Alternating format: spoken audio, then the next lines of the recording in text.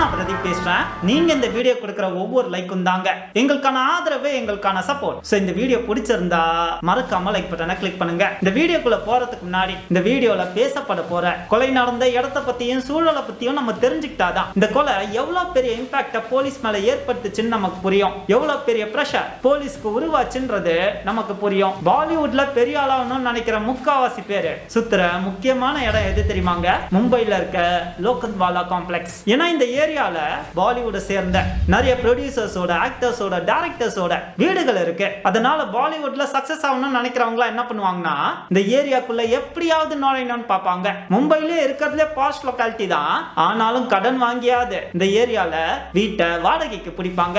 ஏன்னா அப்பயாவது தான் தெருக்கல்ல டைரக்டர்ஸோ ஆக்டர்ஸோ நடந்து போகும்போது எதர்ச்சியா அவரை சந்திக்கிற மாதிரி பேசலாம், அவர் எக்ஸசைஸ் பண்ற ஜிம்லயே சேரலாம், அந்த ஏரியால இருக்க பப்ல பார்ல அவரை எதர்ச்சியா சந்திக்கலாம். அந்த சந்திப்பு மூலமா அவருக்கான வாய்ப்பை உருவாக்கிக்கலாம். இதற்காகவே லோக்கந்த்வாலா காம்ப்ளெக்ஸ்ல பாலிவுட் வாய்ப்பை தேடி வந்த நிறைய இளைஞர்கள் செட்டில் ஆனாங்க. அண்ட் மும்பை 2012 ஏப்ரல்ல எந்த மாதிரியான ஒரு சூழல்ல இருந்ததுன்னா, இன்னும் 2012ஆம் ஆண்டு தொடங்கி 4 மாசம் கூட கம்ப்ளீட்டா முடியல, அதற்குள்ளேயே 3 சீனியர் சிட்டிசன்ஸ், 3 வயசானவங்க கொல்லப்பட்டாங்க. இந்த 3 பேர்ல 2 பேர் பெண்கள், ஒருத்தர் வயதான முதியவர். இவங்க எல்லாருமே பணத்துக்காகவும் நகைக்காகவும் கொள்ளையடிக்கப்பட்டு கொல்லப்பட்டாங்க. இந்த சூழல்ல தான் ஏப்ரல் 8ஆம் தேதி 2012ல மும்பைல இருக்க லோக்கந்த்வாலா காம்ப்ளெக்ஸ்ல ஒரு வயதான முதியவர் கொடூரமா கொல்லப்படுறாரு.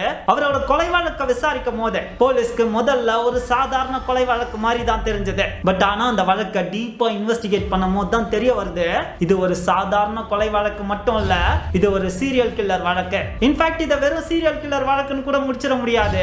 இந்த வழக்குல பாலிவுட் பிரபலங்கள் இன்வால்வ் ஆயிருந்தாங்க. இன்டர்நேஷனல் கிரிக்கெட் பிளேயர்ஸ் இந்த வழக்குல சம்பந்தப்பட்டிருந்தாங்க. இன்னும் சொல்லணும்னா IPL மேட்ச் பிக்சிங் இந்த வழக்குல சம்பந்தமாகி இருந்தது.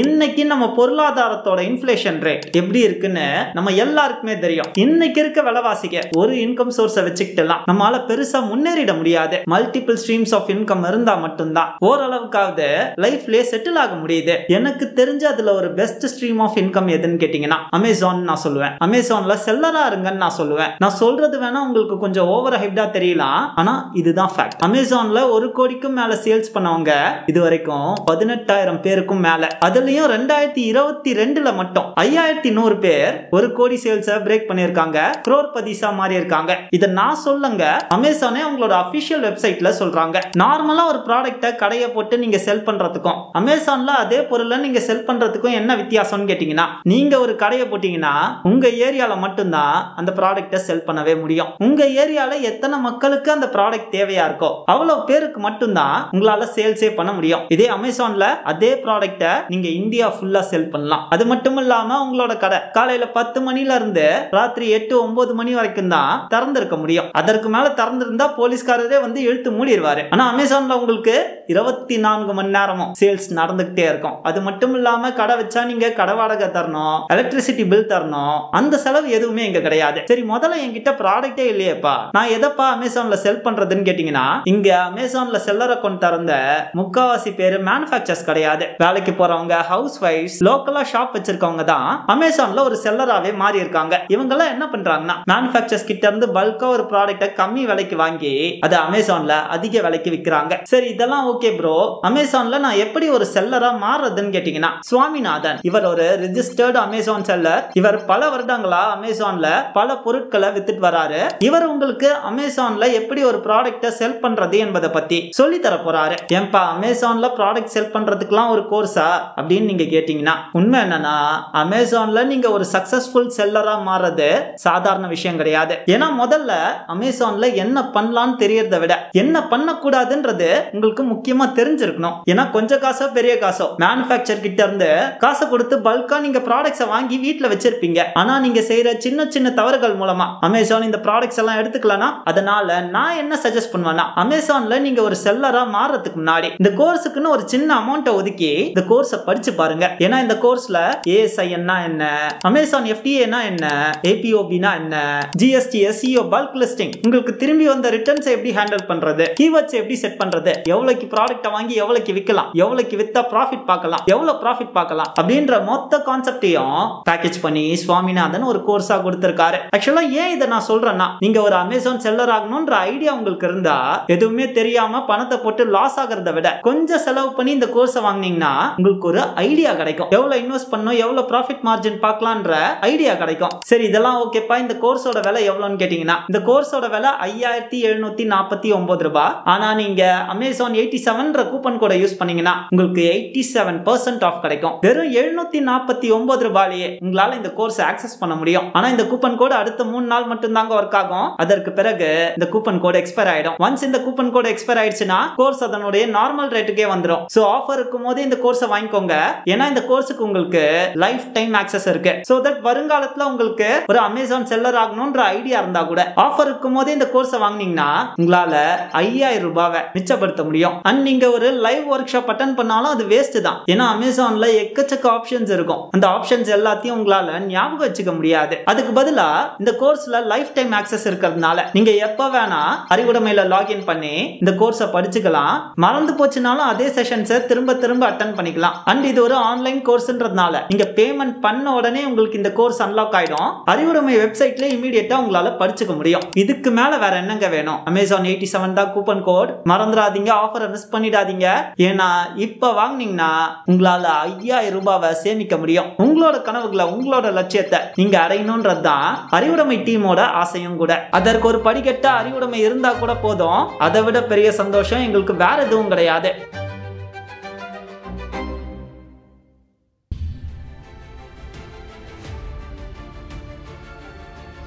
மும்பை லோக்கல்வாலா காம்ப்ளெக்ஸ்ல சமர்த்தா அங்கன் ஹவுசிங் சொசைட்டின்னு ஒரு பெரிய அபார்ட்மெண்ட்ஸ் இருக்கு. எந்த அளவுக்கு பெரிய அபார்ட்மெண்ட்ஸ்னா இந்த அபார்ட்மெண்ட்ல இருக்க ஒவ்வொரு டவரும் 25 மாடி ஹைட்டுக்கு கட்டி இருந்தாங்க. இந்த அபார்ட்மெண்ட் உள்ளே கார்டன் இருக்கு, ஸ்விம்மிங் பூல் இருக்கு, கிளப் ஹவுஸ் இருக்கு. ஏன் இன்ஃபேக்ட் இந்த அபார்ட்மெண்ட்ஸோட பார்க்கிங் ஸ்பேஸை பாத்தீங்கன்னா எல்லாமே லக்ஸூரியஸ் கார்ஸா தான் இருக்கும். அந்த அளவுக்கு ஒரு பயங்கர பார்ஷான அபார்ட்மெண்ட் இது. இந்த அபார்ட்மெண்ட்ல வசிச்சிட்டு இருந்த ஒருத்தர் அப்ராக்சிமேட்டா இரவு 8 மணிக்கு தன்னோட அம்மாக்கு மருந்து வாங்கறதுக்காக பார்க்கிங் ஏரியாக்கு போறாரு. அவரோட காரை எடுத்துக்கிட்டு வெளியே கிளம்பலான்றதுக்காக பார்க்கிங் ஏரியா போறாரு. அவரோட கார் நிறுத்தி வைக்கப்பட்டிருக்க இடத்துக்கிட்ட போகும்போது தான் ஒரு விஷயத்தை கவனிக்கிறாரு. அவரோட கார் பக்கத்துல இருந்து 2 பெண்கள் ஏதோ ஒரு சீரியஸான விஷயத்தை டிஸ்கஸ் பண்ணிட்டு இருக்காங்க. அந்த பார்க்கிங் ஏரியால இருந்து வேற ஒரு அபார்ட்மெண்டோட ஜன்னல் பகுதியை பார்த்துட்டு இருக்காங்க. இவரும் சரி என்னடா பிரச்சனைன்னு அந்த பெண்கள் கிட்ட போய் பேச ஆரம்பிக்கிறாரு. அப்ப அவங்க என்ன சொல்றாங்கன்னா, எதிர்க்க ஃபர்ஸ்ட் ஃப்ளோர்ல ஒரு அபார்ட்மெண்ட் இருக்குல்ல, அங்க ஒரு பெரிய கண்ணாடி ஜன்னல் இருக்குல்ல, அந்த இடத்துல யாரோ அடிச்சுக்கிற மாதிரி தெரியுதுன்னு சொல்றாங்க. அவரும் அந்த ஜன்னல் பக்கத்துல ஏதாவது தெரியுதான்னு உத்து பார்க்க ஆரம்பிக்கிறாரு. திடீர்னு சிவப்பு கலர் சட்டை போட்ட ஒருத்தன் கண்ணாடியிலே அவரோட முகத்தை வச்சு நசுக்கிறான். இந்த வயதான முதியவர் பலி தாங்க முடியாம ஜன்னலோட கர்ட்டனை பிடிச்சு இழுக்கிறாரு. இந்த கர்ட்டன்ஸோட ராடே உடைச்சுக்கிட்டு கர்ட்டன்ஸ் கீழே விடுது. அப்படியே அந்த சிவப்பு சட்டைக்காரன் அந்த முதியவரை மறுபடியும் ரூம்குள்ள எடுத்துட்டு போயிடுறான். தொடர்ந்து அந்த முதியவரை அடிக்கிறான். அது இங்க இருந்து பார்க்கும் போதே தெரியுது. அடுத்த சில வினாடிகள்ல முதியவர் அந்த இடத்துல இருக்க தடமே தெரியல. அந்த சிகப்பு சட்டக்காரன் மட்டும் ஜன்னல் பக்கம் வரான். இங்க இருக்க எல்லா பிரச்சனையும் சரியாயிடுச்சுன்னு சொல்ற மாதிரி சிரிச்சுக்கிட்டு கையை காட்டுறான். இந்த காட்சியை பார்த்த இவருக்கு ஒண்ணுமே புரியல. ஒருவேளை அந்த அபார்ட்மெண்ட்ல இருக்க வயதான முதியவருக்கு ஏதோ ஆயிடுச்சோன்னு பயப்பட ஆரம்பிக்கிறாரு. இவர் இப்படி யோசிக்கிறதுக்குள்ளேயே மறுபடியும் அந்த வயதான முதியவர் அந்த ஜன்னல் பக்கம் வராரு. கண்ணாடியை தட்டிக்கிட்டே இருக்காரு. அவர் அந்த ஜன்னலை தட்டுறதும் அவர் செய்யற செய்கைகளையும் பார்க்கும் போது என்ன காப்பாத்துங்கன்னு சொல்ற மாதிரி இருக்கு. அந்த முதியவருக்கு அப்ராக்சிமேட்டா 65 வயசு இருக்கும். பார்க்க அப்படிதான் இருக்காரு. இதை பார்த்தோன்னே இம்மீடியட்டா பார்த்த அந்த நபர் என்ன செய்யறாருன்னா அபார்ட்மெண்ட்ஸோட செக்யூரிட்டி கிட்ட போறாரு.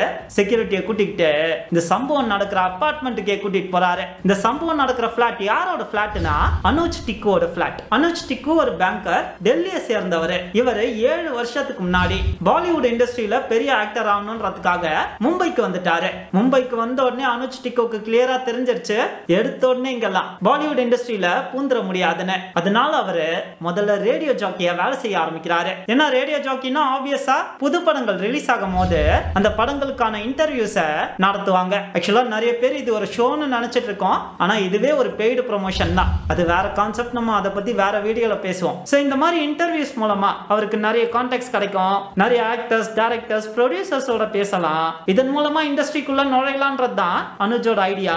சோ அனுஜ் முதல்ல ஒரு ரேடியோ ஜாக்கி ஆயிடுறாரு. அதற்கு பிறகு அவர் நினைச்ச மாதிரியே பெரிய பெரிய படங்கள்ல நடிக்க வாய்ப்பு கிடைக்குது. ஆனா அது எல்லாமே சின்ன ரோல்ஸ் தான். பட் ஆனா நடிக்க வாய்ப்பு கிடைக்குது. இந்த மாதிரி ரப்னே பனாதி ஜோடி, நோ ஒன் கில்ட் ஜெசிகா போன்ற பாலிவுட் படங்கள்லயும் நடிக்க ஆரம்பிக்கிறாரு. இந்த 2 படங்கள் மட்டும் இல்ல, இந்த மாதிரி இன்னும் சில படங்கள்லயும் அவர் நடிச்சிருக்காரு. இவருக்கு சமர்த்தா அங்கன் ஹவுசிங் சொசைட்டில 3 பிளாட்ஸ் இருக்கு. இந்த அபார்ட்மெண்ட்ஸோட சி பிளாக்ல இருக்க ஃபர்ஸ்ட் ஃப்ளோரோட 3 அபார்ட்மெண்ட்ஸுமே இவரது தான். 101, 102, 103. இந்த 3 பிளாட்டையுமே உள்ளுக்குள்ள இவர் இடிச்சு ஒன்னாக்கி ஆல்டர் பண்ணிட்டாரு. இந்த பிளாட்ல தான் ஒரு வயதான முதியவரை யாரோ அடிக்கிற மாதிரி ஒரு நபர் பார்த்திருக்காரு. அவரும் செக்யூரிட்டி கார்ட்ஸை கூட்டிக்கிட்டு இந்த பிளாட்டுக்கு போறாரு. இந்த பிளாட்டோட காலிங் பெல் அடிச்சா இந்த வயதான முதியவரை சகப்பு கலர் சட்டை போட்டு ஒருத்தன் அடிச்சால அவன் தான் வந்து அந்த பிளாட்டோட கதவை திறக்கிறான். இப்ப ஆனா அந்த சட்டையை போட்டுட்டு இல்ல, பேர் பாடியோட வந்து கதவை திறக்கிறான். ஷர்ட் இல்லாம பேர் பாடியோட வந்து கதவை திறக்கிறான். அடியில ப்ளூ ஜீன்ஸ் தான் போட்டிருக்கான். ஆனா ப்ளூ ஜீன்ஸ்ல நிறைய ரத்த கரைகள் இருக்கு. ஆள் பார்க்க 30 வயசு ஆள் மாதிரி இருக்கான். உடனே இவர் அந்த ஆளை பார்த்து கேட்கிறாரு, எங்கடா அந்த வயதான முதியவர்னு. உடனே அந்த ஆள் இவரை வெளியே தள்ளி விடுறான். இமீடியட்டா செக்யூரிட்டி கார்ட்ஸ் அவனை அடிச்சு இவரும் செக்யூரிட்டி கார்ட்ஸும் அந்த பிளாட் உள்ள போறாங்க. ஆக்சுவலா அது ஒரு மிகப்பெரிய பிளாட். நான் ஏற்கனவே சொன்னல 3 பிளாட்டை ரீமாடிஃபை பண்ணி ஒரு பிளாட்டா மாத்தி வச்சிருக்காங்க. அந்த பிளாட்டுக்குள்ளேயே 10ல இருந்து 12 ரூம் இருந்திருக்கு. சோ இவருக்கு எடுத்த உடனே எங்க போகணும்னு தெரியல. அதனால அவனையே கேக்குறாரு, என்னடா பண்ணீங்க அந்த முதியவரை, எங்கடா அவருன்னு கேக்குறாரு. அதற்கு அவன் என்ன பதில் சொல்றதுன்னு தெரியாம அடுத்த சில வினாடிகள் யோசிச்சுட்டு இருக்கான். அவனோட முகத்தை பார்த்தா ஏதோ பதட்டம் தெரியுது. இவன் எதுவும் சொல்ல மாட்டான்னு உடனே இவரும் என்ன செய்யறாரு, பக்கத்துல இருக்க ரூம்ஸ் ஒவ்வொன்னையா தேட ஆரம்பிச்சிருக்காரு. அதுல இன்னொருத்தன் பெட்ல படுத்துட்டு இருக்கான். தூங்குற மாதிரி கண்ணை மூடிட்டு இருக்கான். பெட்ஷீட் எடுத்து போத்திட்டு இருக்கான். ஆனா பெட்ஷீட்டுக்கு வெளியே இருக்க காலை பார்த்தா கால் மட்டும் நடுங்கிட்டு இருக்கு. இமீடியட்டா இவரு அந்த பெட்ஷீட்டை ரிமூவ் பண்றாரு. இவர் அந்த பெட்ஷீட்டை எடுத்த உடனே அந்த நபர் எழுந்து உட்கார்றான். அவன் எழுந்த உடனே பார்த்தா அவன் உடம்பு ஃபுல்லா ரத்தமா இருக்கு. இன்ஃபேக்ட் அவன் உடம்புல மட்டும் ரத்தம் இல்ல, அந்த வீட்டோட ஃப்ளோர்ஸ்லயே அங்கங்க ரத்தம் தெரியுது. அதை யாரோ மாப்ப வச்சு கிளீன் பண்ண ட்ரை பண்ணா எப்படி இருக்கும், அந்த மாதிரியான காட்சி தான் அவருக்கு தென்படுது. இவர் 2 பேரையும் கூட்டிட்டு வந்து என்னடா பண்ணீங்க அவரன்னு மறுபடியும் கேக்குறாரு. அதற்கானுங்க, நாங்களும் அந்த முதியவரும் ஐபிஎல் மேட்ச் பார்த்துட்டு இருந்தோம் பையா. நாங்க இங்க பேயிங் கெஸ்ட் தான். மாசம் 30,000 ரூபாய் கொடுத்து தங்கிட்டு இருக்கோம். இந்த ஐபிஎல் மேட்ச்ல நாங்க ஹைதராபாத்தை சப்போர்ட் பண்ணோம். அவரு வேற ஒரு டீமை சப்போர்ட் பண்ணாரு. இதனால எங்களுக்குள்ள சண்டை வந்துச்சு. அதனால ஒரு சின்ன கைகலப்பாயிடுச்சு. அவ்வளவுதான் பையா. நாங்களே இப்ப பிரச்சனை எல்லாம் சார்ட் அவுட் பண்ணிட்டோம். அவர் தூங்க போயிட்டாரு. ஒன்னும் பிரச்சனை இல்ல. இந்த பிரச்சனையை இன்னும் பெருசாக்கிடாதீங்க பையா. ஏன்னா எங்களுக்கு தங்க வேற இடம் கிடையாது. ஆல்ரெடி நாங்க இந்த மாசத்துக்கான ரெண்டை வேற கொடுத்துட்டோம். இவனுங்க 2 பேரும் இப்படி சொல்றது கேட்டு அவர் என்ன பண்றாரு, சரி அபார்ட்மெண்டோட ஓனர் அனுஜுக்கு போன் பண்ணுங்க, நான் பேசணும்னு சொல்றாரு. இவனுங்களும் ஏதோ போன் போடுற மாதிரி போன் போடுறானுங்க. பையா அவரை எங்களால கான்டாக்ட் பண்ண முடியல பையா அப்படின்னு சொல்றாங்க. இவரால இதை ஏத்துக்கவே முடியல. இவனுங்க சொல்றதையும் நம்ப முடியல. அண்ட் இவனுங்க எப்ப வேணாலும் வயலண்டா மாறலாம். அதனால அவர் என்ன பண்றாரு, சரி நான் போலீஸ்க்கே போன் போட்டுறேன்னு கிளம்புறாரு. உடனே இவனுங்க 2 பேரும் கெஞ்ச ஆரம்பிக்கிறாங்க. பையா நீங்க போலீஸுக்கு மட்டும் போன் போட்டீங்கன்னு வச்சுக்கோங்களேன், இங்க 2 பேரையும் அரெஸ்ட் பண்ணிடுவாங்க, எங்களோட வேலையும் போயிடும். இது அவ்வளவு பெரிய பிரச்சனை எல்லாம் இல்ல பையா, இதை இப்படியே விட்டுருங்க, அவர் நிம்மதியா தான் தூங்கிட்டு இருக்காரு, அவருக்கு ஒன்னும் இல்ல அப்படின்னு தொடர்ந்து அழுகுறாங்க. அடுத்த வினாடியே என்ன பண்றாங்கன்னா 2 பேரும் வேற வேற சட்டையை போட்டுக்கிட்டு அங்க இருந்து கிளம்ப பாக்குறாங்க. எங்கடா போறீங்கன்னு கேட்டா, சரி நீங்க போலீஸ்க்கு போன் போடுங்க, நாங்க 2 பேரும் வெளியே போயிட்டு வரோம்னு சொல்றாங்க. இதுக்கு மேல இவங்க 2 பேரையும் சமாளிக்க முடியாதுன்னு இவருக்கு கிளியரா தெரிஞ்சிருச்சு. அதனால இவர் என்ன பண்றாரு, செக்யூரிட்டி கார்ட்ஸை வச்சுக்கிட்டு இவனுங்க 2 பேரையும் அதே பிளாட் உள்ள வச்சு பூட்டுறாரு. போலீஸ் வந்து இந்த இடத்தை விசாரிக்கிற வரைக்கும் உங்க 2 பேராலையும் வேற எங்கேயும் போக முடியாதுன்னு சொல்றாரு. இந்த பிளாட்டை வெளியே வச்சு பூட்டின பிறகு இவர் என்ன பண்றாரு, போலீஸ்க்கு கால் பண்ணி இன்ஃபர்மேஷனை கொடுக்கறாரு. செக்யூரிட்டி கார்ட்ஸ் கிட்ட இந்த பிளாட்டை பாத்துக்க சொல்லிட்டு அவங்க அம்மாக்கு மருந்து வாங்க போறாரு. மருந்து வாங்கிட்டு திரும்பி வந்து பார்த்தா இந்த கதவை திறந்து உள்ள என்ன பண்றாங்கன்னு பார்க்கலாம்னா கதவு உள் பக்கமா தாப்பால் போட்டிருக்கு. உடனே இவர் தட்ட ஆரம்பிக்கிறாரு. உள்ள இருக்கவங்க கிட்ட இருந்து எந்த ரெஸ்பான்ஸும் இல்ல. ஆனா இன்னும் உள்ள ஆளுங்க இருக்கானுங்க. ஏன்னா உள்ள ஆள் நடமாடுற சத்தம் சின்ன சின்னதா கேக்குது. இவர் கதவை தட்டிக்கிட்டே இருக்கும் போதே இந்த பிளாட்டுக்கு வெளியே இருக்க வெளி லைட் ஆஃப் ஆக ஆரம்பிக்குது. இந்த சம்பவம் எல்லாம் நடந்த பிறகுதான் ஒரு போலீஸ் கான்ஸ்டபிள் அந்த பிளாட்டுக்கு வராரு. அவர் வந்து தட்டி பார்த்துட்டு இந்த கதவை என்னாலலாம் தனியா உடைக்க முடியாது, இந்த கதவை உடைக்க இன்னும் கொஞ்சம் போலீஸ் ஃபோர்ஸ் வேணும்னு இன்னும் சில போலீஸ்க்கு தகவல் கொடுக்கறாரு. அதற்கு பிறகு போலீஸ் வந்து இந்த வீட்டோட கதவை உடைக்கிறாங்க. உடைச்சு உள்ள போய் பார்த்தா அந்த 2 நபர்களோட ஆள் அட்ரஸே இல்ல. வீடு ஃபுல்லா செக் பண்ணி பாக்குறாங்க. அந்த 2 நபர்களும் எங்க போனானுங்கன்னே தெரியல. அந்த வீட்டோட பாத்ரூமை செக் பண்ணும்போது தாக்கப்பட்ட அந்த முதியவரோட உடல் ரத்த வெள்ளத்துல கடந்தது. அவரோட உடல் பக்கத்திலேயே மர்டர் வெப்பனான கத்தியும் இருந்தது. இது தவிர அந்த வீட்டுல ஒரு எம்டி சூட்கேஸ் இருந்துச்சு. அந்த சூட்கேஸ் பக்கத்திலேயே ஒரு சுத்தி 2 பெனாயில் பாட்டில்லாம் இருந்துச்சு. அந்த வயதான முதியவரோட உடலை பார்க்கும் போது அவரோட நெஞ்சிலையும் வயிற்றுலையும் அதிக முறை கத்தியால குத்துன மாதிரி இருந்துச்சு. அந்த பாத்ரூம் ஃபுல்லா அந்த முதியவரோட ரத்தம் நரம்பி வழிஞ்சது. போலீஸ் அந்த வீட்டை செக் பண்ணும் போது என்ன கன்க்ளூஷனுக்கு வராங்கன்னா, அந்த வீட்டோட பாத்ரூம் விண்டோ கொஞ்சம் பெருசா இருந்திருக்கு. அது வழியா தான் அந்த 2 நபர்களும் தப்பிச்சிருக்கானுங்க. இப்போ கொலை நடந்தது யாரோட வீட்ல? அனுஜ் டிக்கோட வீட்ல. ஆப்வியஸா போலீஸ் முதல்ல யாரை கான்டாக்ட் பண்ண ட்ரை பண்ணுவாங்க?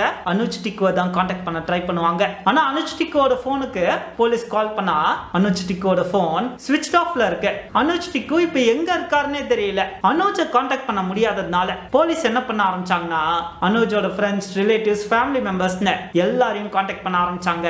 அப்பதான் போலீஸ்க்கு யார் அனுஜோட வீட்ல இறந்ததுன்னு தெரிய வந்தது. அருண்குமார் டிக்கு இவர் ஒரு காஷ்மீரி பண்டிட். இவர் அவரோட சின்ன வயசுல ஃபுட் டெக்னாலஜி தான் படிச்சாரு. இவர் படிச்ச படிப்புக்கு இவருக்கு நைஜீரியால வேலை கிடைச்சது. நைஜீரியால அந்த ஃபர்ம்ல படிப்படியா முன்னேறி ஒரு கட்டத்துல அந்த ஃபர்முக்கு டைரக்டராவே வேலை செய்ய ஆரம்பிச்சிட்டாரு. 15 வருஷம் ஒரு வெஸ்ட் ஆப்பிரிக்கன் கம்பெனில ஒர்க் பண்ண பிறகுதான் அவர் இந்தியாக்கே திரும்பி வந்தாரு. இந்தியால டெல்லியில நிறைய கம்பெனிக்கு இவர் கன்சல்டன்ஸா வேலை செஞ்சிருக்காரு. என்னதான் இவர் இந்தியால வேலை செஞ்சாலும் இவரோட முக்காவாசி பணம் இவர் வெஸ்ட் ஆப்பிரிக்கால சம்பாதிச்சதுதான். இவருக்கு இந்தியா முழுக்க ஏகப்பட்ட சொத்துக்கள் இருக்கு. இவரோட வாழ்க்கையும் ரொம்ப சந்தோஷமா தான் இருந்திருக்கு. ஆனா இவருக்கு இருக்க ஒரே குறை என்னன்னா, இவரோட மகன் அனுஜ் டிக்கு தான். அருண்குமார் கொஞ்சம் பழைய ஆளு. அவருக்கு அவரோட மகன் ஏதோ ஒரு கம்பெனில வேலை செய்யணும்னு தான் ஆசை. ஆனா அனுஜுக்கு வேற கனவு இருந்தது. அவன் பேங்கர் வேலையை விட்டுட்டு பாலிவுட் இண்டஸ்ட்ரியை தேடி ஓட ஆரம்பிச்சான். அது கூட பரவாயில்ல, அனுஜ் இந்த தேடல்ல ட்ரக்ஸ்க்கு அடிமையாக ஆரம்பிச்சான். கஞ்சாக்கும் கொக்கைனுக்கும் எல்எஸ்டிக்கும் அடிமையாக ஆரம்பிச்சான். இப்படிப்பட்ட சூழல்ல அனுஜ ராஜஸ்தான்ல இருக்க ஒரு ரீஹாபிலிட்டேஷன் சென்டர்ல சேர்த்துதான் அவனை ட்ரக் அடிக்ஷன்ல இருந்து மீட்டே கொண்டு வந்தாங்க. இப்படிப்பட்ட ஒரு முரணான கசப்பான உறவு தான் அனுஜுக்கும் அருண்குமாருக்கும் நடுவுல இருந்திருக்கு. இதற்கு நடுவுல அனுஜ் மும்பைக்கு போன 2வது வருஷத்திலே அனுஜோட அம்மா லிவர் கேன்சர்ல இறந்துடுறாங்க. உண்மையை சொல்லணும்னா அனுஜோட அம்மா தான் அப்பாவையும் பையனையும் கொஞ்சமாவது சமாதானப்படுத்தி அவங்களோட ரிலேஷன்ஷிப்பை கொண்டு போயிட்டு இருந்தாங்க. அந்த உறவை எந்த அளவுக்கு ஸ்மூத்தா கொண்டு போக முடியுமோ அந்த அளவுக்கு அவங்க ஒரு பாலம் போல 2 பேருக்கும் நடுவுல செயல்பட்டு இருந்தாங்க. பட் ஆனா அவங்க 2006ஆம் ஆண்டு இறந்த பிறகு அனுஜுக்கும் அருண்குமாருக்கும் நடுவுல இருக்க வேறுபாடுகளும் முரண்களும் அதிகமாச்சு. இந்த சூழல்ல தான் அருண்குமார் 2012ஆம் ஆண்டு அவரோட ஃபேமிலி ஃப்ரெண்ட் கிட்ட என்ன சொல்லியிருக்காரு, அனுஜ் ரொம்ப தேவையில்லாத ஆட்களோட எல்லாம் கூட்டு சேர்ந்திருக்கான். இந்த கூடா நட்பு அவனோட வாழ்க்கையை அழிச்சிடும். அதனால அவனை எப்படியாவது மும்பைல இருந்து டெல்லி கூட்டு வந்துடணும். அதற்காக தான் நான் மும்பைக்கே போறேன்னு சொல்லிட்டு போயிருக்காரு. இன்ஃபேக்ட் அந்த அபார்ட்மெண்ட்டுக்கு பால் பாக்கெட் போடுறவரை போலீஸ் விசாரிக்கும் போது என்ன சொல்லியிருக்காருன்னா, ஆமா சார், இங்க தங்கி இருந்தது அனுஜோட அப்பாவா. சில நாட்களுக்கு முன்னாடி கூட அவர் என்கிட்ட பேசினார் சார். அவரு அனுஜ டெல்லிக்கே கூட்டிட்டு போறாராம். அதனால பால் பாக்கெட் போட வேணாம்னு சொன்னாரு சார் அப்படின்னு இந்த விசாரணையில பால்காரனும் போலீஸ்காரர் கிட்ட சொல்லியிருக்கான். சோ இதுல இருந்து போலீஸ்க்கு என்ன தெரியுதுன்னா, அருண்குமாருக்கு விருப்பமில்லாத ஒரு கரியர்ல தான் அனுஜ் சாதிக்க முயற்சி பண்ணிட்டு இருக்காரு. அவரை வற்புறுத்தி டெல்லிக்கு கூட்டிட்டு போக தான் அருண்குமாரே மும்பைக்கு வந்திருக்காரு. அந்த சூழல்ல தான் அவர் கொல்லப்பட்டும் இருக்காரு. அண்ட் இந்த சமயத்துல அனுஜை கான்டாக்ட் பண்ணா அனுஜோட செல்போன் ஸ்விட்ச் ஆஃப்னு வருது. ஏன் போலீஸ் மட்டும் இல்லங்க, அனுஜோட ஃப்ரெண்ட்ஸ், ரிலேட்டிவ்ஸ் எல்லாருமே அனுஜை கான்டாக்ட் பண்ண ட்ரை பண்றாங்க. அவங்களாலே கான்டாக்ட் பண்ண முடியல. ஏன்னா யார் அருண்குமார் பாடியை ரெக்கவர் பண்றது? அவங்க அம்மாவும் இறந்துட்டாங்க. அனுஜ் தான் ஒரே பையன் இருக்கான். அவன் தானே வந்து எல்லா காரியத்தையும் செய்யணும். ஆனா அவனையே கான்டாக்ட் பண்ண முடியல. இந்த விசாரணையில போலீஸ்க்கு கிடைச்ச தகவல் என்னன்னா, அனுஜ் டிக்கு அன்னைக்கு நைட் 9 மணிக்கு, அதாவது கொலை நடக்கிறதுக்கு எக்ஸாக்டா 2 மணி நேரத்துக்கு முன்னாடி ஒரு பிளாக் மெர்சிடஸ் பென்ஸ்ல கரண் சூத் அப்படின்ற ஒரு நபரோட வண்டியில ஏறி போயிருக்காரு. இத அந்த அபார்ட்மெண்ட்ஸோட செக்யூரிட்டி கார்டும் பார்த்திருக்காரு. அந்த அனுஜ் டிக்கோட ஃப்ரெண்ட்ஸ் என்ன சொல்றாங்கன்னா, ஆக்சுவலா அன்னைக்கு நைட் அவன் கோவா ட்ரிப் போறதா தான் எங்க கிட்ட எல்லாம் சொல்லியிருந்ததா சொல்றாங்க. இதெல்லாம் வச்சு பார்க்கும்போது இப்போதைக்கு இந்த கேஸோட முதல் சஸ்பெக்ட் யாருன்னா அனுஜ் தான். அந்த அனுஜோட அபார்ட்மெண்ட்டை அலசி ஆராயும் போது போலீஸ்க்கு 2 முக்கியமான விஷயம் கிடைச்சது. ஒன்னு அனுஜோட பாஸ்போர்ட், இன்னொன்னு வேற ஒரு நபரோட பேன் கார்டு. அனுஜோட பாஸ்போர்ட் இப்ப போலீஸ் கையில இருக்குன்னா என்ன அர்த்தம்? அனுஜால இந்தியா விட்டு வெளியே போக முடியாதுன்னு அர்த்தம். ரெண்டாவது, வேற ஒரு நபரோட பேன் கார்டு கிடைச்சதுன்னு சொன்னல, இந்த பேன் கார்டு யாருதுன்னு செக் பண்றாங்க போலீஸ். அந்த பேன் கார்டு வேற யாருதும் இல்ல, கொலை நடந்த அன்னைக்கு 2 பேர் அந்த அபார்ட்மெண்ட் குள்ள இருந்திருக்காங்கல்ல, அவங்கள ஒருத்தரோட தான் போலீஸ்க்கு கன்ஃபார்மா தெரிய வருது. இதை எதை வச்சு போலீஸ் கன்ஃபார்ம் பண்றாங்கன்னா, இந்த பேன் கார்டுல இருக்க போட்டோவை முதல்ல ஒருத்தர் அனுஜ் டிக்கோட அபார்ட்மெண்ட்டுக்கு போய் செக் பண்ணார்ல, அவர்கிட்ட காட்டுறாங்க. அவரும் ஒத்துக்கிறாரு சொல்றாரு, இது 2 பேர்ல ஒருத்தனோட போட்டோ தானே. இப்ப போலீஸ்க்கு கொலை செஞ்ச 2 நபர்கள்ல ஒருத்தனோட போட்டோவும் சிக்கிருச்சு, அவனோட ஐடியும் சிக்கிருச்சு. அதை வச்சு அவனோட பிறந்த ஊரு, வேலை செய்யற இடம், அவனோட ஃப்ரெண்ட்ஸ், ஃபேமிலி மெம்பர்ஸ்னு எல்லாரையும் அனலைஸ் பண்ண முடியும். சோ போலீஸ் சைமல்டேனியஸா அந்த இன்வெஸ்டிகேஷன்லயும் இறங்க ஆரம்பிச்சாங்க. இதற்கு நடுவுல இந்த கேஸ் பயங்கர ட்ரெண்ட் ஆக ஆரம்பிச்சது. அதற்கான முக்கியமான காரணம் என்னன்னா, நான் ஏற்கனவே சொன்ன மாதிரி வருஷம் பிறந்து இன்னும் 4 மாசம் கூட கம்ப்ளீட் ஆகல, அதற்குள்ள 4 சீனியர் சிட்டிசன்ஸ் இறந்துட்டாங்க. 4வது சீனியர் சிட்டிசன் ஒரு பாலிவுட் ஆக்டரோட அப்பா. அதனால எல்லா நியூஸ் பேப்பரும் இந்த கேஸோட அப்டேட்ஸ இமிடியேட்டா ரிலீஸ் பண்ண ஆரம்பிச்சாங்க. பிளஸ் அருண்குமாரோட அட்டாப்சி ரிப்போர்ட்டே வந்துருச்சு. அருண்குமார் இறந்து 36 மணி நேரம் ஆயிடுச்சு, இன்னும் அந்த பையன் அப்ஸ்கான்ல தான் இருக்கான். இதற்கு நடுவுல போலீஸ்க்கு இன்னொரு ஐடியா வந்துச்சு. இந்த கொலை சம்பந்தமா இந்த அபார்ட்மெண்ட்ஸோட சிசிடிவி கேமராஸ் எல்லாம் செக் பண்ணும் போது இந்த அபார்ட்மெண்ட்டோட பார்க்கிங் ஏரியா சிசிடிவி கேமராவையும் போலீஸ் செக் பண்ணாங்க. அதுவும் முக்கியமா அனுஜ் டிக்குன்னு ஒரு பார்க்கிங் ஸ்லாட் அவைலபிளா இருக்கும்ல, அந்த இடத்தோட சிசிடிவி கேமராவை செக் பண்றாங்க. அதுல அந்த கொலையாளிகள் 2 பேரும் கொலை நடக்கிறதுக்கு சில மணி நேரங்களுக்கு முன்னாடி மஹேந்திரா சைலோ அப்படின்ற வண்டியை பார்க் பண்ணதா பாக்குறாங்க. இந்த காட்சியை பார்த்த உடனே போலீஸ் என்ன பண்றாங்கன்னா, அந்த வண்டியை போய் செக் பண்றாங்க. அந்த வண்டியில 2 பிளாக் சூட்கேஸ் கிடைச்சது. இதெல்லாம் வச்சு பார்க்கும்போது போலீஸ்க்கு கிளியர் கட்டா என்ன தெரிஞ்சதுன்னா, இது ஒன்னும் ஆத்திரத்துல நடந்த கொலைலாம் இல்ல, இது ஒரு பக்காவான பிளான்ட் மர்டர். வீட்டுல 2 பெனாயில் பாட்டில் கிடைச்சிருக்கு. புதுசா ஒரு வண்டியை பார்க்கிங் லாட்ல எடுத்துட்டு வந்து வச்சிருக்கானுங்க. அந்த வண்டிக்குள்ள 2 எம்டி சூட்கேஸ் பாக்ஸஸ் வேற இருக்கு. அப்படின்னா என்ன அர்த்தம், முன்னாடியே அந்த பெரியவரை கொலை பண்றதா பிளான் போட்டானுங்க. அவரை கொலை செஞ்ச பிறகு தப்பிக்கிறதுக்கான கெட்டவே வெஹிக்கிள் தான் இந்த மஹேந்திரா சைலோ. பிளான் பிரகாரம் அவரை கத்தியால தான் குத்த போறானுங்க. அதை கிளீன் பண்றதுக்கு தான் சீலை ஓபன் பண்ணாத 2 பெனால் பாட்டில் அந்த அபார்ட்மெண்ட்ல இருந்திருக்கு. சரி, இந்த 2 எம்டி சூட்கேஸ் எதுக்குடான்னு கேட்டீங்கன்னா, கொலை செஞ்சவரோட உடலை பாத்ரூமுக்கு கொண்டு போய் துண்டு துண்டா வெட்டி அதை சூட்கேஸ்ல போட்டு எடுத்துட்டு போறது தான் இவங்களோட பிளானே. ஆனா அதுக்குள்ள அந்த வீட்டுல பிரச்சனை நடக்கிறத அக்கம் பக்கத்தினர் பாத்துறாங்க. அந்த வீட்டுல நடக்கிற சண்டைய பார்க்கிங் லாட்ல இருந்து பாத்துருக்காங்க. இது தெரிய வந்த உடனே வேற வழி இல்லாம அந்த இடத்தை விட்டு தப்பிச்சிருக்கானுங்க அந்த 2 பசங்களும். இதுதான் இப்போதைக்கு போலீஸோட யூகம். இது மட்டும் உண்மையா இருந்ததுன்னா தேடுற நபர்கள் சாதாரண கிரிமினல்ஸ் கிடையாது, தான் வாழ்வதற்கு எந்த எக்ஸ்டென்ட்க்கு வேணா போகக்கூடிய கிரிமினல்ஸ். சோ இவனுங்களை அவ்வளவு அசால்ட்டா டீல் பண்ண முடியாதுன்னு போலீஸ்க்கு புரிய ஆரம்பிச்சது. சரி, இப்படி ஒரு கெட்டவே வெஹிக்கிள போலீஸ் கண்டுபிடிச்சா அடுத்து என்ன பண்ணுவாங்க, அந்த வெஹிக்கிளோட ஓனர் யாருன்னு செக் பண்ணுவாங்க. அப்படி அந்த வண்டியோட ஓனர் டீடைல்ஸ் போலீஸ் செக் பண்ணும்போது தான் அவங்களுக்கே ஒரு மிகப்பெரிய ட்விஸ்ட் காத்துட்டு இருந்தது. அந்த வண்டி ஒரு ஆக்டர் வண்டியோ அனுஜ் வண்டியோ இல்ல தப்பிச்சு போனானுங்களே அந்த கொலைகாரனுங்க வண்டியோ கிடையாது. அது ஒரு Mumbai crime branch senior police ஆபீசரோட வண்டி. இம்மீடியட்டா அந்த போலீஸ் ஆபீசரை கான்டாக்ட் பண்ண ட்ரை பண்றாங்க. அந்த போலீஸ் ஆபீசர் மும்பைல இல்ல கோவால இருக்காரு. கோவாக்கு ஒரு வெக்கேஷனுக்காக போயிருக்காரு. அவர்கிட்ட இந்த வண்டியை பத்தி பேசும்போது அவர் என்ன சொல்றாருன்னா, எனக்கு விஜய் பலண்டேன்னு ஒரு ஃப்ரெண்ட் இருக்கான், அவன் கேட்டான் தான் இந்த காரை கொடுத்தேன் அப்படின்னு சொல்றாரு. போலீஸ் உடனே என்ன பண்றாங்கன்னா, அந்த விஜயோட போன் நம்பரை அந்த போலீஸ் ஆபீசர் கிட்ட இருந்து வாங்குறாங்க. அந்த நம்பரோட டீடைல்ஸ் எடுக்கிறாங்க. அந்த நம்பரை ட்ரேஸ் பண்ண ஆரம்பிக்கிறாங்க. அந்த நம்பரோட டீடைல்ஸ் எடுக்கும் போது தான் தெரியுது அந்த நம்பர் கரண் சூத் அப்படின்ற பேர்ல ரெஜிஸ்டர் ஆயிருக்கு. இந்த பேர் எங்கேயோ கேட்ட மாதிரி இருக்கா, வேற எங்கேயும் இல்லங்க, அனுஜ் அவங்க அப்பா இறக்கிறதுக்கு 2 மணி நேரத்துக்கு முன்னாடி கரண் சூத் என்ற நபரோட தான் மெர்சிடஸ் பென்ஸ்ல இந்த அபார்ட்மெண்ட்டை விட்டு வெளியே போயிருப்பாரு. அத ஒரு செக்யூரிட்டி கார்டும் பார்த்திருப்பான். சோ கண்டிப்பா விஜய் பலண்டேவோ இல்ல கரண் சூதோ 2 பேரும் வெவ்வேறு ஆளோ இல்ல ஒரே ஆளோ எதுவா இருந்தாலும் இந்த கரண் சூதுக்கும் விஜய்க்கும் இந்த கொலையில ஏதோ ஒரு சம்பந்தம் இருக்குன்னு போலீஸ்க்கு புரிய ஆரம்பிச்சது. போலீஸ் என்ன பண்றாங்கன்னா, இந்த நம்பரை வச்சு விஜயை பிடிக்கிறாங்க. அந்த அபார்ட்மெண்ட்ல இருந்து தப்பிச்சு போனானுங்களே 2 பேரு, அவனுங்கள விஜயை வச்சு பிடிக்கிறாங்க. இந்த 2 பேரோட பெயர்கள் என்னன்னா, தனஜய் ஷிண்டே அண்ட் மனோஜ் கஜகோஷ். இவங்க 3 பேரும் போலீஸ் கிட்ட சொன்ன கதை என்னன்னா, அனுஜுக்கு விஜய ஒரு காமன் ஃப்ரெண்ட் மூலமா 1.5 வருஷத்துக்கு முன்னாடி தெரியும். அனுஜுக்கும் விஜய்க்கும் நடுவுல ஒரு காமன் ஃப்ரெண்ட் இருந்தாங்கன்னு சொன்னல. அனுஜை பொறுத்த வரைக்கும் அந்த ஃப்ரெண்டோட அண்ணன் தான் விஜய். அனுஜும் விஜயும் ஒன்னா பழகும் போதும் சரக்கடிக்கும் போதும் போதைப் பொருள் யூஸ் பண்ணும் போதும் கேஷுவலா 2 பேரை பத்தியும் பேசிக்கிறாங்க. அப்ப விஜய் அவன் வெளிநாடுகள்ல செய்யற பிசினஸஸ் பத்திலாம் அனுஜ் கிட்ட ஷேர் பண்ணிக்கிறான். அந்த சமயத்துல அனுஜ் அவனுக்கு எப்படி இவ்வளவு காசு வந்துச்சுன்றத பத்தியும் பேச ஆரம்பிக்கிறான். ஆக்சுவலா அனுஜ் பெருசா ஒன்னெல்லாம் சம்பாதிக்கல, அவன் கிட்ட இருக்கிறது எல்லாமே எல்லாமே அவங்க அப்பாவோட சொத்து தான், இன்க்ளூடிங் இந்த அபார்ட்மெண்ட்டும். இந்த அபார்ட்மெண்ட் 2012லயே 3 கோடி ரூபாய் வர்த்துன்னு அனுஜ் விஜய் கிட்ட சொல்லியிருக்கான். அனுஜோட ப்ராப்பர்ட்டி டீடைல்ஸை பத்தி தெரிஞ்சுக்கிட்ட உடனே விஜய் என்ன பண்றானா, அனுஜை கொலை பண்ணலான்னு பிளான் போடுறான். அனுஜை கொன்னுட்டோம்னா இந்த 3 கோடி ரூபாய் மதிப்புள்ள பிளாட் ஆட்டையை போட்டுடலான்றதுதான் அவனோட பிளான். உண்மையிலேயே விஜய் அனுஜ் நினைக்கிற மாதிரி பணக்காரன்லாம் இல்ல, வெறும் வெட்டி பந்தா மட்டும்தான். சோ இவங்களோட பிளான் என்னன்னா, பேயிங் கெஸ்டா விஜயோட 2 ஆட்களை அனுஜோட அபார்ட்மெண்ட்ல இறக்குறது. இந்த 2 ஆட்களும் என்ன பண்ணுவாங்கன்னா, நேரம் பார்த்து அனுஜை கொன்றுவாங்க.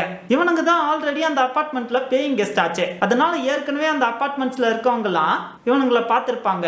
அதனால எந்த கேள்வியும் கேட்க மாட்டாங்க. அந்த அனுஜ் எங்கப்பான்னு கேட்டா, அனுஜ் அவரோட சொந்த ஊரான டெல்லிக்கே போயிட்டாருன்னு இவனுங்க 2 பேரும் ஈஸியா மதிப்பிடுவானுங்க. அதற்கு பிறகு சில மாதங்களுக்கு பிறகு இவனுங்களே அந்த பிளாட்டுக்கான போலி டாக்குமெண்ட்ஸ் உருவாக்குவானுங்க. அதை வேற யாருன்னா கிட்ட வித்துருவாங்க. இதுதான் விஜயோட மாஸ்டர் பிளான். இந்த பிளானை எக்ஸிக்யூட் பண்ணலாம்னு அனுஜ் கிட்ட பேசும்போது தான் தெரிய வருது, அவங்களோட அபார்ட்மெண்ட்ஸ்ல பேயிங் கெஸ்டுக்கு அலோடு கிடையாது. அப்படி ஒரு ரூல் அந்த அபார்ட்மெண்ட்ஸ்ல இருக்கு. ஆனா அந்த அபார்ட்மெண்ட்ஸ்குள்ள புது ஆட்கள் வரதுக்கு வேற ஒரு வழி இருக்கு. அது என்னன்னா, பேயிங் கெஸ்டா அந்த அபார்ட்மெண்ட்ல தங்க முடியாது.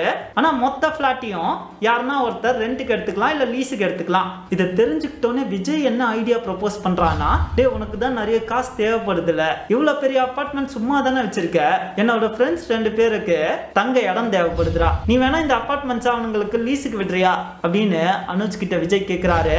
அனுஜும் இதுக்கு சம்மதிச்சிடறான். இதற்கு பிறகு இந்த லீஸ் அக்ரிமெண்ட் யார் பேர்ல போடப்படுதுன்னா, விஜயோட மனைவியான ஒரு ஜெர்மன் பொண்ணு பேர்ல இந்த அக்ரிமெண்ட் போடப்படுது. இந்த அக்ரிமெண்ட் போட்ட அடுத்த சில நாட்கள்லயே விஜயோட இந்த ஜெர்மன் பொண்டாட்டி இந்தியா விட்டு வெளிநாடு போயிடுறாங்க. விஜயோட 2 ஃப்ரெண்ட்ஸ் ஆன தனஜயும் மனோஜும் வீட்டுக்குள்ள குடி வராங்க. இப்ப இவனுங்க பிளான் படி எல்லாம் செட் பண்ணியாச்சு. அனுஜை கொலை பண்றது மட்டும் தான் பாக்கி. ஈவன் அனுஜ் கைப்பட ஒரு சூசைட் லெட்டரை கூட விஜய் எழுதி வாங்கிட்டான். விஜய் இதை எப்படி எக்ஸிக்யூட் பண்ணானா, அனுஜ் போதையில அவங்க அப்பாவை பத்தி தப்பா பேசுற சமயத்துல, நான் மும்பைக்கு வந்து பல வருடங்கள் ஆச்சு, பேங்கிங் ஜாப் எல்லாம் விட்டுட்டு தான் வந்தேன், ஆனா இன்னமும் சின்ன சின்ன கேரக்டர் ரோல்ஸ் தான் பாலிவுட்லயே எனக்கு கிடைக்குது, என் சொந்த செலவை பாத்துக்கிற அளவுக்கு கூட எனக்கு இன்னும் வருமானம் வரல, எதுவா இருந்தாலும் நான் அப்பா கையை ஏந்தி தான் நிக்க வேண்டியது இருக்கு, சரி பையன் ஆச்சு, அவனும் அவனோட பேஷனுக்காக தானே பண்றான், இவ்வளவு சொத்து சேர்த்து வச்சிருக்கோமே, இதெல்லாம் யார் எடுத்துட்டு போறா, எல்லாமே பையனுக்காக தானே அப்படின்னு அவராது நினைக்கிறாரா. நான் என்ன சொத்தா கேட்டேன், செலவுக்கு கொஞ்சம் காசு அனுப்புங்கன்னு கேட்டேன், அதுக்கு ஏறாரு. இப்ப அம்மாவும் இல்ல, இவருக்கு அப்புறம் யார் இந்த சொத்தெல்லாம் அனுபவிக்க போறா, நான் தானே, அப்ப அந்த சொத்துல கொஞ்சம் காசை கொடுத்தாதான் என்னவா, உண்மையை சொல்லணும்னா வாழவே பிடிக்கலப்பா, தற்கொலை பண்ணிக்கலாமான்னு இருக்குன்னு அனுஜ் போதையில பேசுற சமயத்துல விஜய் என்ன பண்ணியிருக்கான், டேய் நீ பேசுறதெல்லாம் இந்த பேப்பர்ல எழுதுறா, அப்பவாது உன் மனக்குமுறல் அடங்குன்னு ஒரு பேப்பரை நீட்டியிருக்கான். அனுஜ் அவன் மனசுல தோணுது எல்லாத்தையும் அவன் கைப்படவே அந்த பேப்பர்ல எழுதிட்டான். இப்ப அந்த லெட்டரை பார்க்க ஒரு சூசைட் லெட்டர் மாதிரியே இருக்கு. இந்த லெட்டரை விஜய் என்ன பண்ணியிருக்கான், அவனோட பேங்க் லாக்கர்ல பதுக்கி வச்சிருந்திருக்கான். யூசுவலா போலீஸ் ஒரு குற்றவாளி அரெஸ்ட் பண்ணா என்ன பண்ணுவாங்க, அவனோட உடைமைகள் எல்லாத்தையும் சர்ச் பண்ணுவாங்க. அவனோட வீடு, office, properties, car, bank account, cellphone, bank லாக்கர்ஸ்னு குற்றவாளிக்கு சம்பந்தப்பட்ட எல்லாத்தையும் சர்ச் பண்ணுவாங்க. அப்படி விஜயோட பேங்க் லாக்கரை சர்ச் பண்ணும்போது போலீஸ்க்கு இந்த லெட்டர் கிடைச்சிருக்கு. இன்ஃபேக்ட் அந்த பேங்க் லாக்கர்ல அவங்களே பணமோ இல்ல நகையோ இருக்குன்னு எக்ஸ்பெக்ட் பண்ணிருக்காங்க. ஆனா அதற்கு பதிலா அனுஜ் கைப்பட எழுதின சூசைட் லெட்டர் கிடைச்சிருக்கு. இன்ஃபேக்ட் இந்த லெட்டரை அனுஜ் தான் உண்மையாவே எழுதினாரான்னு ஃபாரன்சிக் டிபார்ட்மெண்ட் கிட்ட கொடுத்து செக் பண்ணி பார்க்கறாங்க போலீஸ். இந்த லெட்டரை செக் பண்ண ஹேண்ட் ரைட்டிங் எக்ஸ்பர்ட்ஸும் என்ன சொல்றாங்கன்னா, இந்த லெட்டரை அனுஜ் தான் எழுதியிருக்காரு, ஆனா எழுத்துக்கள் எதுவுமே சரியா இல்ல, கோணல் மானலா இருக்கு. இதை பார்க்கும்போது அவர் இந்த லெட்டரை எழுதும் போது போதையில எழுதியிருக்கிறதா தெரியுதுன்னு சொல்றாங்க. அண்ட் இன்னொரு முக்கியமான விஷயம் இந்த கேஸ்ல என்னன்னா, அனுஜுக்கே இந்த லெட்டரை எழுதினது அவருக்கு தெரியாது. ஏன்னா போதை தெரிஞ்ச பிறகு அவர் இப்படி ஒரு லெட்டரை எழுதினதையே மறந்துட்டாரு. சோ விஜயோட கான்செப்ட் என்னன்னா, அனுஜை கொன்ன பிறகு வருங்காலத்துல அனுஜை யாருன்னா தேடிட்டு வந்தா கூட சரியான சமயத்துல இந்த லெட்டரை காட்டலாம். சோ தட் அனுஜே எங்கேயோ ஓடி போயிட்டாரு, தற்கொலை பண்ணிக்கிட்டாருன்னு கன்வின்ஸ் பண்ணலாம், என் கோர்ட்ல கூட ஆதாரமா காட்டலாம். இந்த அளவுக்கு பெர்ஃபெக்ட்டா அனுஜை கொல்ல பிளான் பண்ணாரு விஜய். இந்த சூழல்ல தான் அனுஜோட அப்பா அருண்குமார் ஏப்ரல் 5ஆம் தேதி டெல்லியில இருந்து மும்பைக்கு வராரு. அனுஜோட வீட்டுக்கு வராரு. அங்க அந்த வீட்டுல மனோஜும் தனஞ்சயும் இருக்கிறத பார்த்து டென்ஷன் ஆகுறாரு. அனுஜ் கிட்ட இத பத்தி பேசி கத்த ஆரம்பிக்கிறாரு, சண்டை போடுறாரு. எந்த அளவுக்கு அனுஜோட அப்பா சண்டை போடுறாருன்னா, அந்த 2 பேரையும் அன்னைக்கே காலி பண்ண சொல்றாரு. அனுஜ் அப்பாவோட கோவத்தினால இவங்க 2 பேருமே வீட்டை விட்டு காலி பண்றாங்க. அண்ட் அனுஜ் அப்பா அருண்குமாரோட பிளான் என்ன, அனுஜ மும்பைல இருந்து டெல்லிக்கு கூட்டிட்டு போறதுதான். சப்போஸ் அவர் இதை செஞ்சுட்டாருன்னா இவங்க இது வரைக்கும் போட்ட மொத்த பிளானும் காலி. அதனால அனுஜோட அப்பா அருண்குமாரை சமாளிக்கிறதுக்காக புது பிளானை போட்டான் விஜய். இது வரைக்கும் இவங்க பிளான்ல இருந்தது இந்த 3 கோடி ரூபாய் மதிப்புள்ள அபார்ட்மெண்ட் மட்டும்தான். பட் இப்போ விஜய் என்ன பிளான் போட்டானா, அருண்குமாருக்கு 50 கோடி ரூபாய் மதிப்புள்ள சொத்துக்கள் இருக்கு. அண்ட் அருண்குமாரும் அனுஜும் இறந்துட்டாங்கன்னா அதுக்கு பிறகு அந்த சொத்துக்களை கிளைம் பண்ண வேற யாரும் கிடையாது. எப்படி இந்த பிளாட்டை ஃபோர்ஜரி பண்ணி விற்கலான்னு பிளான் போட்டோமோ அதே மாதிரி இவங்க 2 பேரையும் சைமல்டேனியஸா கொண்டுட்டோம்னா அவங்களோட மொத்த சொத்துக்களையே வித்துடலாம், மிகப்பெரிய பணக்காரனா இல்லான்றதுதான் விஜயோட பிளான். இந்த பிளான் பிரகாரம் விஜயோட அடியாட்களான தனஞ்சயும் மனோஜும் என்ன பண்றாங்க, விஜய் ஃப்ரெண்டோட காரை எடுத்துக்கிட்டு அதுல கொலை பண்ண தேவையான கிளவுஸ், கத்தி, பெரிய எம்டி சூட்கேசஸ் இதெல்லாம் எடுத்துட்டு போய் கொலை பண்றதுக்கு முந்தின நாள் அனுஜோட பார்க்கிங் ஏரியால பார்க் பண்றாங்க. அண்ட் அருண்குமாரை கொலை பண்றதுக்கு முன்னாடி 2 ஃபினாயில் பாட்டிலையும் அவரோட அபார்ட்மெண்ட்லயே வைக்கிறாங்க. இந்த சமயத்துல அருண்குமார் கிட்ட என்ன சொல்றாங்கன்னா, எங்களோட ட்ரெஸ்ஸஸ், எங்களோட பொருட்கள்லாம் இன்னும் அபார்ட்மெண்ட்ல தான் இருக்கு, வீடு நாங்க தேடிட்டு இருக்கோம், அதனால இப்போ கொஞ்சம் பொருட்களை எடுத்துட்டு போயிடுறோம், அப்புறம் வந்து மிச்ச பொருட்களை எடுத்துட்டு போறோம்னு சொல்லி அவங்க வாங்கிட்டு வந்த ஃபினாயில் பாட்டில இந்த வீட்டுக்குள்ள மறைச்சு வைக்கிறாங்க. இதற்கு நடுவுல விஜய் என்ன பிளான் போடுறானா, ஒரே வீட்டுல அப்பனையும் பையனையும் கொண்டோம்னா ரொம்ப கஷ்டமா இருக்கும். அதனால அனுஜ் கிட்ட, டேய் மச்சி ரொம்ப ஸ்ட்ரெஸ்டா இருக்குடா, 2 நாள் வேணா கோவாக்கு ட்ரிப் போவோமா, உங்க அப்பா தொந்தரவுலாம் எதுவும் இல்லாம நிம்மதியா 2 நாள் கோவால ஸ்பெண்ட் பண்ணிட்டு வருவோம், நானே செலவுலாம் பாத்துக்கிறேன், எனக்கு தெரிஞ்ச கெஸ்ட் ஹவுஸ் கூட ஒண்ணு இருக்கு அப்படின்னு அனுஜ கோவாக்கு கூட்டிட்டு போவோம். கோவாக்கு கூட்டிட்டு போற வழியிலேயே அனுஜ போட்டு தள்ளுவோம். அனுஜ கொல்ற அதே சமயத்துல என்னோட அடியாட்கள் 2 பேரும் அருண்குமாரை கொன்றுவாங்க. ஒன்ஸ் இந்த கொலைகள்லாம் சக்சஸ்ஃபுல்லா நடந்துருச்சுன்னா 2 பேரோட உடம்பையும் துண்டு துண்டா வெட்டி ஆள் நடமாட்டமே இல்லாத இடத்துல புதைச்சிருவோம். அதுக்கப்புறம் எவனாலையும் உங்க 2 பேரையும் கண்டுபிடிக்க முடியாது, ஈஸியா உங்க சொத்தையும் ஆட்டைய போட்டுடலாம். இந்த பிளானை எக்ஸிக்யூட் பண்றதுக்கு தான் அனுஜ கூட்டிக்கிட்டு அன்னைக்கு விஜய் மெர்சிடஸ் பென்ஸ்ல கோவாக்கு போயிருக்கான். இவங்க கோவாக்கு போற வழியில தான் விஜய்க்கு தகவல் வந்திருக்கு, நாங்க அந்த பெரியவரை கொலை பண்றத சுத்தி இருக்க டெனன்ட்ஸ் எல்லாம் பாத்துட்டாங்கன்னு விஜயோட 2 அடியாட்களும் போன் பண்ணி சொல்றாங்க. இதை கேட்ட உடனே விஜய் என்ன பண்றானா, இந்த விஷயம் அனுஜுக்கு தெரியக்கூடாது என்பதற்காக அனுஜோட போனை சுவிட்ச் ஆஃப் பண்றான். அத அனுஜுக்கு தெரியாமையே மறைச்சு வைக்கிறான். அடுத்த 2 நாள் அனுஜ போதையிலே இருக்க வைக்கிறான் விஜய். ஒரு கட்டத்துல விஜயும் அவங்க தங்கி இருந்த கெஸ்ட் ஹவுஸ்ல இருந்து எஸ்கேப் ஆயிடலாம். அதுக்கப்புறம் போலீஸ் கையில மாட்டிக்கிறான். அனுஜ அவன் கொலைலாம் பண்ணல. ஏன் ஆக்சுவலா விஜய் அனுஜ கொலை பண்ணலனா, விஜயோட பிளான் பிரகாரம் அவன் அனுஜ கொன்னு இருக்க வேண்டியதுதான். பட் ஆனா அருண்குமார் அவனோட அடியாட்கள் தான் கொன்னாங்கன்னு எல்லாருக்கும் தெரிஞ்ச பிறகு அவன் அனுஜையும் கொண்டானா விஜய் தான் இவங்க 2 பேரையும் கொன்னான்னு போலீஸ் ஈஸியா முடிவு கட்டிடுவாங்க. பட் அனுஜ கொல்லாம விட்டா விஜய் தப்பிக்கிறதுக்கான ஒரு வாய்ப்பும் இருக்கு. இந்த பழி அனுஜ் மேலயும் விழலாம், கோர்ட்ல இந்த கேஸ பாத்துக்கலாம் அப்படின்றது தான் விஜய் பிளான். அண்ட் இந்த வழக்குல அனுஜையும் போலீஸ் உயிரோட மீட்டுட்டாங்க. இன்ஃபேக்ட் அனுஜுக்கு தன்னோட நண்பர்கள்னால தான், தான் எடுத்த தவறான முடிவுகள்னால தான் தன்னோட அப்பா இறந்தாருன்னு கேட்கும் போது செத்துறலாம் போல இருந்திருக்கு. இன்ஃபேக்ட் அனுஜோட அப்பா அருண்குமாருக்கு 62 வயசு.